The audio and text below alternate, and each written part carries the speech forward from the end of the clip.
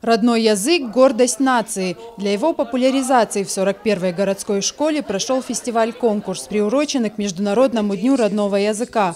Участие в нем приняли студенты и школьники. Инициаторы конкурса – Северо-Истинская молодежная организация «РУХШ».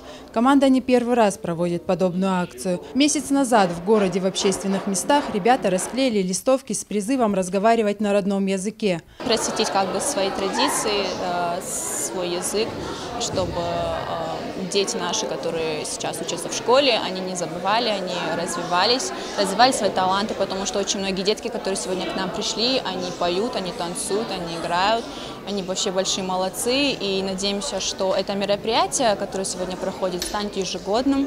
Конкурсанты выступили в 6 номинациях: народный и эстрадный вокал, хоровое исполнение, художественное слово, осетинский народный танец и театральное выступление. Звучали стихотворения великих осетинских и русских поэтов на 2 языках. Многие исполнили песни собственного сочинения. Жюри, в состав которого вошли опытные педагоги, по достоинству оценили каждое выступление. В этот день воспели свой родной язык более 100 учащихся.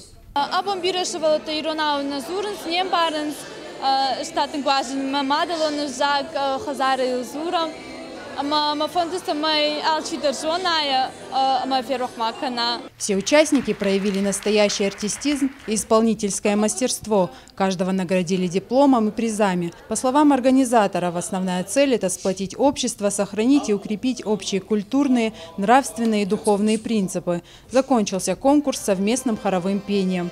Активисты планируют и дальше продолжить работу на благо обществу. Рая Дзантьева, Яна Гагиева, Евгений Маркин, Осетия ТВ.